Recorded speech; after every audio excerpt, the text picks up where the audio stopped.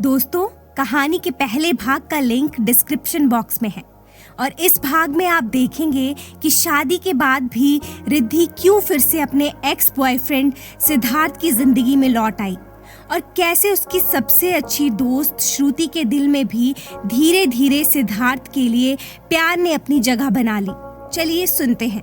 चलते चलते श्रुति ने मुस्कुराते हुए पूछा, चल अब मजाक छोड़, सच सच बता, रिद्धि की शादी हो गई है तो क्या तुझे सच में दुख हो रहा है? सिद्धार्थ ने हल्की सी हंसी के साथ कहा, श्रुति, तेरी तो सिर्फ शक्ल ही नहीं, अकल की भी सर्जरी करवानी पड़ेगी। मेरे आंसू देखकर भी तुझे शक हो रहा है कि मैं दुखी नहीं हूँ?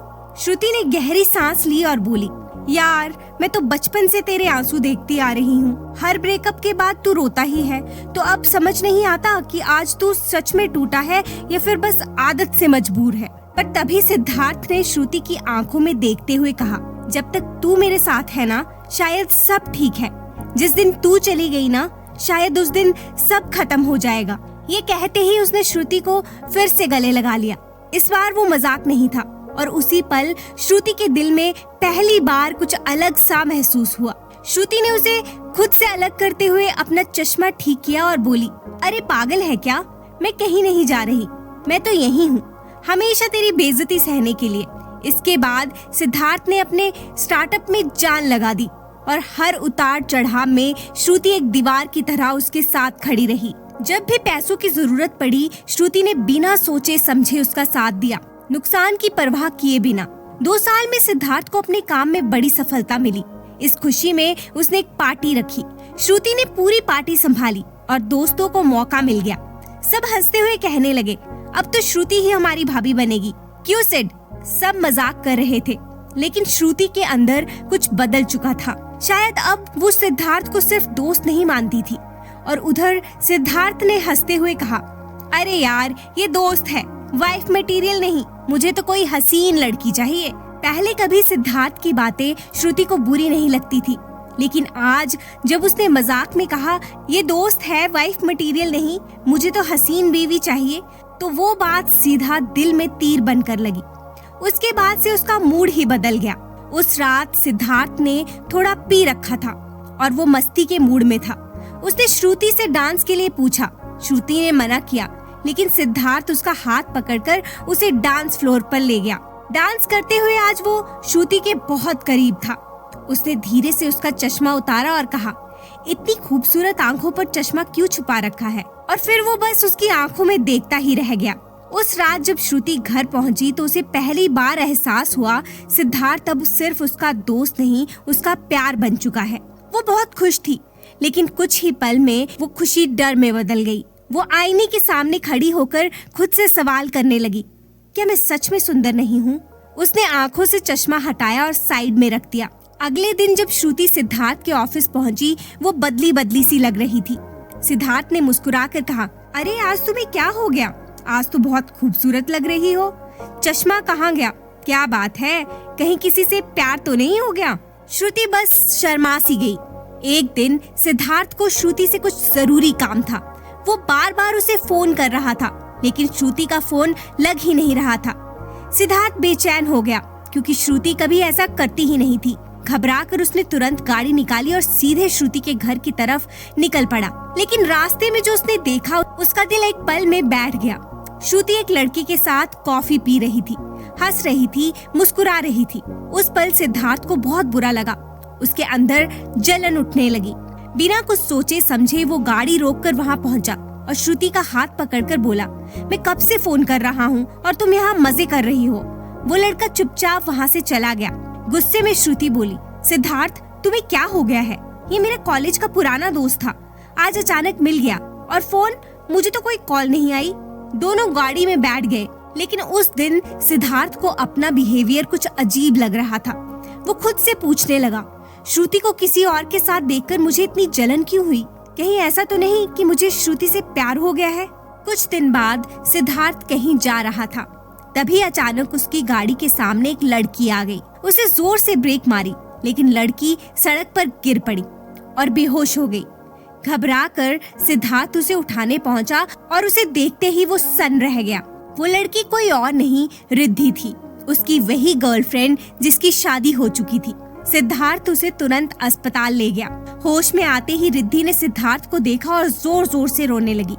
सिद्धार्थ ने पूछा, रिद्धि ये क्या हाल है तुम्हारा? तुम्हारा पति कहाँ है?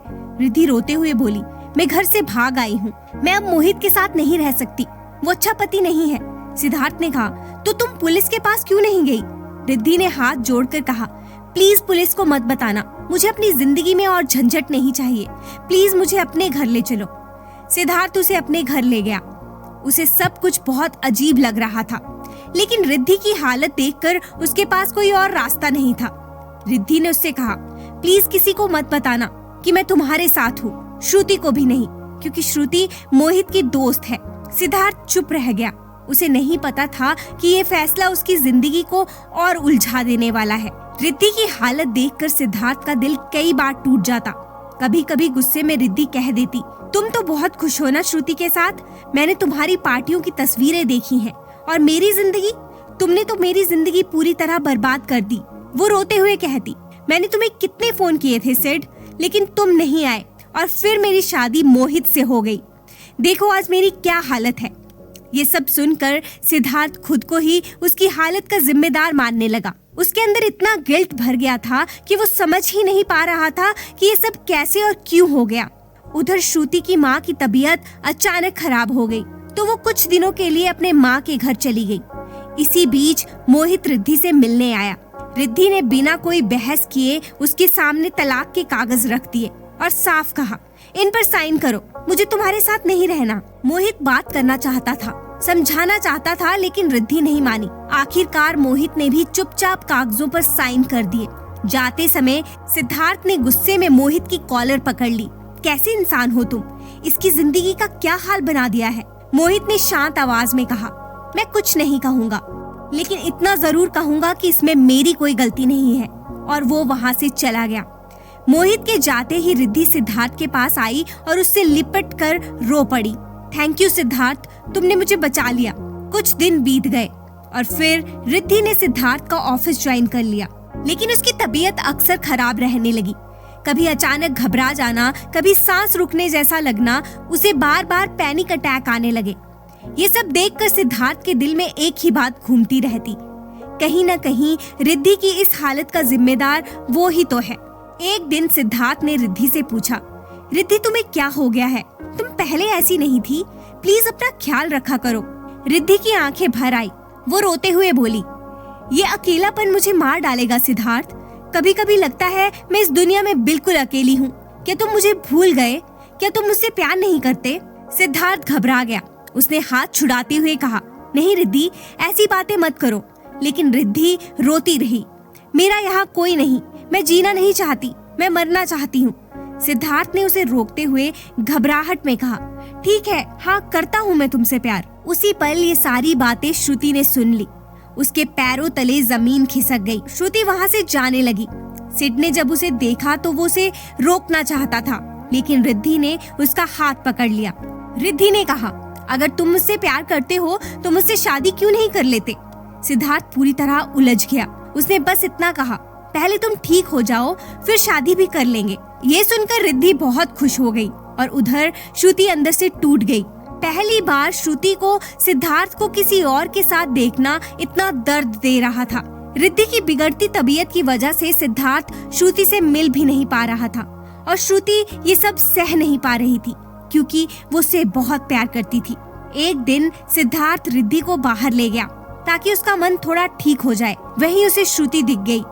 रिद्धि वॉशरूम जाने का बहाना बनाकर सिद्धार्थ से दूर गई और सीधे श्रुति के पास पहुंची। वो बोली, थैंक यू श्रुति, जब मैं नहीं थी तुमने मेरे सिद्धार्थ का बहुत ख्याल रखा। अब मैं आ गई हूँ ना, तो प्लीज तुम अपनी जिंदगी पर ध्यान दो, क्योंकि मैं और सिद्धार्थ शादी करने वाले हैं। उसी पल सिद्धार्थ वहाँ आ गया। वो श्रुति से बात करना चाहता था, लेकिन श्रुति बहुत गुस्से में थी। सिद्धार्थ बोला, श्रुति तुम मेरा फोन क्यों नहीं उठा रही? क्या हो गया है? श्रुति ने कड़वे स्वर में कहा, अब तुम्हारा प्यार वापस आ गया है ना, शादी भी हो रही है, तो दोस्त तुम्हें कहाँ याद रहेंगे? ये कहकर वो वहाँ से चली गई। सिद्धार्थ ने गुस्से में रिद्धि से पूछा, तुमने श्रुति से क्यों कहा कि हम शादी कर रहे हैं? सिद्धार्थ की ऊंची आवाज सुनकर रिद्धि डर गई। सिद्धार्थ ने तुरंत उसे गले लगाया सॉरी, मेरा वो मतलब नहीं था। कुछ देर बाद रिद्धि ने कहा, मैं अब ऐसे तुम्हारे घर ज्यादा दिन नहीं रह सकती। लोग बातें करने लगे हैं, हमें जल्दी शादी करनी होगी। सिद्धार्थ शादी नहीं करना चाहता था, लेकिन शायद उसका गिल्ट उसे इस फैसले की तरफ धकेल रहा था। और इस बार श्रुति भी नहीं थी उसका साथ देने के लिए। श्रुति बहुत दुखी थी। उसका एक सपना था यूएस जाकर नौकरी करने का, लेकिन सिद्धार्थ के स्टार्टअप के लिए उसने खुद को हमेशा बैक सीट पर रखा। जब उसे फिर से ये मौका मिला तो वो बिना सिद्धार्थ को बताए यूएस चली गई। सिद्धार्थ टूट गया। उसे ये बात सबसे ज्यादा खली कि श्रुति मिलकर भी नहीं गई। उधर रिद्धि ने शादी की सारी तैयारियां कर ली। वो दुल्हन बनी और अपनी तस्वीर श्रुति को भेजी। श्रुति बहुत दुखी हुई, लेकिन फिर भी उसने भगवान से बस यही दुआ मांगी कि सिद्धार्थ खुश रहे, चाहे किसी के साथ भी हो। देखते ही देखते श्रुति को यूएस गए पूरे 1 साल हो गया था। सिद्धार्थ के पास न उसका नंबर था और ना ही सोशल मीडिया पर कहीं उसकी कोई मौजूदगी थी। ऐसा लग रहा था जैसे श्रुति ने अपनी जिंदगी से सिद्धार्थ को पूरी तरह मिटा दिया हो। सिद्धार्थ ने बहुत कोशिश की, पूछताछ की, लेकिन कोई नहीं जानता था कि श्रुति कहाँ है। फिर एक दिन किस्मत ने आखिरकार पता बता ही दिया। उधर श्रुति ने खुद को काम में इतना डुबो लिया था कि सिद्धार्थ की याद उसे छू भी ना सके। लेकिन बचपन का साथ इतनी आसानी से कहाँ भुलाया जाता है। उसे अब अपने प्यार से ज्यादा अपने दोस्त की कमी खलती थी। एक ठंडी शाम वो हाथों में कॉफी लिए सड़क पर चलती जा रही थी। तभी पीछे से एक आवाज आई, श्रुति। ये आवाज वो कभी नहीं भूल सकती थी। वो एकदम पलटी और सामने सिद्धार्थ खड़ा था। उसका दिल जोर से धड़क उठा। वो दौड़कर उसके पास गई, उसे गले लगाने ही वाली थी, लेकिन अचानक रुक गई। खुद को संभालते हुए बोली, सिद्धार्थ, तुम यहाँ क्या कर रहे हो? सिद्धार्थ ने उसे कसकर पकड़ लिया। श्रुति, 1 साल से मैं तुझे पागलों की तरह ढूंढ रहा हूँ। क्या तुझे मेरी जरा सी भी याद नहीं आई? श्रुति की आंखों में आंसू भर आए, लेकिन गुस्से में उसने उसका हाथ छुड़ा लिया। तुम्हारी बीवी कहाँ है? उसे छोड़कर तुम मुझे क्यों ढूंढ रहे हो? सिद्धार्थ चौंक गया। बीवी? कौन सी बीवी? किसकी बात कर रही हो तुम? श्रुति ने कड़वे स्वर में कहा। रिद्धि की। और किसकी? सिद्धार्थ बोला, हमारी शादी नहीं हुई। श्रुति ने मोबाइल निकालकर उसके सामने एक तस्वीर रख दी। ये देखो, रिद्धि ने खुद मुझे भेजी थी जब तुम्हारी शादी होने वाली थी। सिद्धार्थ ने तस्वीर देखी और हल्की सी मुस्कान के साथ बोला, ये फोटो तुमने अब तक संभाल कर रखी है? सिड ने गहरी सांस लेते हुए कहा, श्रुति, रिद्धि ने मुझसे सब झूठ कहा था। वे बार बार सुसाइड की धमकी देती थी। मुझे लगा कि उसके साथ जो गलत हुआ वो मेरी वजह से हुआ है, कि उसे गलत लाइफ पार्टनर मिल गया, लेकिन मोहित ने मुझे बचा लिया। सिड की आवाज भर्रा गई। असल में रिद्धि मुझे भुला नहीं पाई थी। उसने मोहित पर जो भी आरोप लगाए थे सब झूठे थे। वो सिर्फ उससे तलाक लेना चाहती थी ताकि मुझसे शादी कर सके। उसकी बीमारी, उसका डिप्रेशन, सब एक प्लान था। शादी से पहले मोहित ने मुझे सब सच बता दिया और मुझे बचा लिया। ये सब सुनकर श्रुति के चेहरे पर अनजाने में एक हल्की सी मुस्कान आ गई। तभी सिड ने मजाक में कहा, तुम इतनी खुश क्यों हो रही हो? कहीं ऐसा तो नहीं सोच रही कि अब तुम मेरी जिंदगी टेक ओवर कर सकती हो? श्रुति ने हल्के गुस्से में कहा, मैं ऐसा क्यों सोचूंगी?